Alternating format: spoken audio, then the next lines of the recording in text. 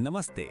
बिहार की पहचान और पटना की लाइफलाइन महात्मा गांधी सेतु, एक ऐसा ब्रिज जिसने बिहार को जुड़ते हुए भी देखा है और टूटते हुए भी। क्या आपको याद है वो वक्त जब इस 5.5 किलोमीटर के ब्रिज को क्रॉस करने में 4-4 घंटे लग जाते थे, लेकिन आज वही रास्ता सिर्फ 10 मिनट में तय होता है। आज के इस वीडियो में हम बात करेंगे इंडिया के इस आइकॉनिक ब्रिज की हिस्ट्री, इसके गिरते हुए स्ट्रक्चर और कैसे 1742 करोड़ रुपए खर्च करके इसे एक नया स्टील अवतार दिया गया। तो चलिए शुरू करते हैं गांधी सेतु का ये सफर। सफर शुरू होता है 1972 में। नॉर्थ और साउथ बिहार को जोड़ने के लिए एक मजबूत रास्ते की जरूरत थी। इसका जिम्मा लिया गैमन इंडिया लिमिटेड ने। 10 साल की मेहनत के बाद मई 1982 में प्राइम मिनिस्टर इंदिरा गांधी ने इसका उद्घाटन किया। 1982 से 2017 तक ये इंडिया का सबसे लंबा रिवर ब्रिज था। वक्त के साथ इस आइकॉनिक ब्रिज की हालत खराब होने लगी। ओवरलोडिंग और मेंटेनेंस की कमी की वजह से कंक्रीट में दरारें यानी क्रैक्स आने लगी। एक वक्त ऐसा आया जब गांधी सेतु बिहार का सबसे बड़ा हेडेक बन गया था। पिलर्स तो मजबूत थे, लेकिन ऊपर का कंक्रीट सुपरस्ट्रक्चर जवाब दे रहा था। सिक्योरिटी के लिए हेवी व्हीकल्स बैन कर दिए गए और लोग घंटों जाम में फंसे रहते थे। बिहार की इकोनॉमी पर इसका बहुत बुरा असर पड़ रहा था। फिर आई 2017 की क्रांति। गवर्नमेंट ने डिसाइड किया कि ब्रिज को तोड़कर नया बनाने के बजाय इसके पिलर्स का यूज करके ऊपर का पूरा स्ट्रक्चर बदल दिया जाए। ये इंडिया में अपनी तरह का पहला प्रोजेक्ट था। इस काम का कॉन्ट्रैक्ट मिला एफकॉन्स इंफ्रास्ट्रक्चर को। उन्होंने पुराने कंक्रीट को हटाया और लगभग 66,000 मेट्रिक टन स्टील का यूज करके एक ट्रायंगुलर स्टील ट्रस स्ट्रक्चर खड़ा कर दिया। कंक्रीट की जगह स्टील का यूज, लाइफ स्पैन 100 साल। डिसमेंटलिंग के वक्त ध्यान रखा गया कि मलबा गंगा नदी में ना गिरे। वेस्टर्न फ्लैंक 2020 में और ईस्टर्न फ्लैंक जून 2022 में नितिन गडकरी जी ने ओपन किया।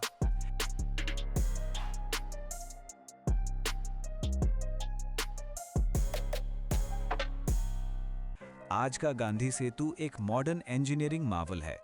जहां पहले लोग डर डर के चलते थे, आज वहां गाड़ियां फर्राटे भरती हैं। और सुनिए, लोड कम करने के लिए इसके पैरेलल एक और 4 लेन ब्रिज बन रहा है जो जल्द ही तैयार हो जाएगा।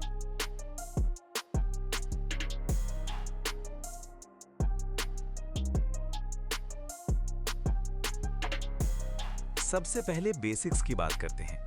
ये नया ब्रिज पुराने एमजी सेतु के बिल्कुल पैरेलल यानी सिर्फ 38 मीटर्स अपस्ट्रीम बन रहा है।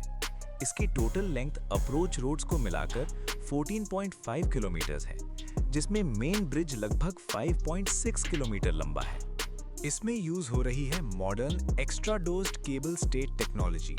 इसका मतलब इसमें बड़े बड़े केबल स्टेज होंगे जो देखने में बैंड्रा वर्ली सीलिंग जैसा लुक देंगे। इसमें टोटल 22 स्पैन्स हैं और हर स्पैन की लेंथ 242 मीटर्स है, जो अपने आप में एक इंजीनियरिंग मार्वल है। अब आते हैं सबसे बड़े सवाल पर, काम कहां तक पहुंचा है। एज ऑफ मार्च 2026 इस प्रोजेक्ट का लगभग 60% फिजिकल कंप्लीशन हो चुका है। रिवर बेड में जो वेल फाउंडेशंस और पिलर्स का काम था वो काफी हद तक पूरा हो गया है। अब फोकस है सुपर स्ट्रक्चर पर, यानी ब्रिज के ऊपरी हिस्से पर। एसपी सिंगला कंस्ट्रक्शन जो इसे बना रही है वो तेजी से सेगमेंट्स को असेंबल कर रही है।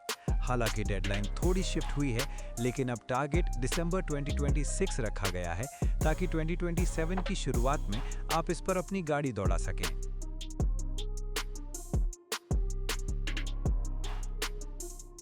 ब्रिज तो जरूरी है ही, लेकिन असली खेल अप्रोच रोड्स का है। पटना साइड में ये 0 माइल से स्टार्ट होता है, जहां एक 1580 मीटर वायाडक्ट और फ्लाईओवर बन रहा है ताकि सिटी का ट्रैफिक बाईपास हो सके। वहीं हाजीपुर साइड में ये रामाशीष चौक पर एंड होगा। इस बीच में 4 व्हीकुलर अंडरपासेस मतलब वीयूपी और एक रेल ओवर ब्रिज मतलब आरओबी भी बनाया जा रहा है। मतलब पटना, सारण और वैशाली तीनों डिस्ट्रिक्ट्स को इसका डायरेक्ट फायदा मिलेगा। अब सोचिए, जब पुराना 4 लेन MG सेतु और ये नया 4 लेन ब्रिज मिल जाएंगे तो टोटल 8 लेन्स मिलेंगी। प्लान ये है कि एक ब्रिज सिर्फ आने के लिए और दूसरा सिर्फ जाने के लिए यूज होगा। इससे NH19 का बॉटलनेक हमेशा के लिए खत्म हो जाएगा और हैवी ट्रक्स को घंटों वेट नहीं करना पड़ेगा। इस पूरे प्रोजेक्ट की कॉस्ट लगभग 2,926 करोड़ रुपए है। ये सिर्फ एक ब्रिज नहीं, बिहार की इकोनॉमी की नई रफ्तार है। तो दोस्तों, आपको क्या लगता है, क्या दिसंबर 2026 तक काम पूरा हो पाएगा?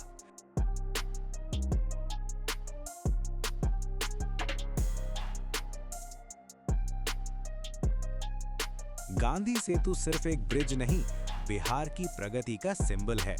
अगर आपने कभी इस ब्रिज पर जाम झेला है या अब नए ब्रिज का मजा लिया है तो कमेंट सेक्शन में अपनी स्टोरी जरूर शेयर करें।